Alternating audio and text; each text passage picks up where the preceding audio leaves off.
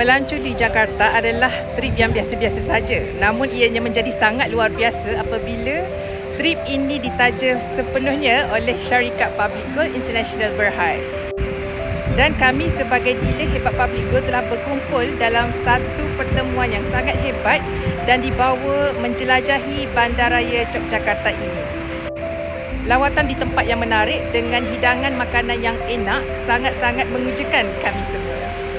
Yang pastinya semuanya ditaja penuh oleh syarikat Public Gold dan itulah yang menjadi keistimewaan bagi kami semua. Dan semestinya akan menjadikan kenangan dan memori terindah kepada kami sebagai dealer Public Gold yang telah mencapai matlamat dan kejayaan untuk mendapatkan C-Trip secara percuma ini.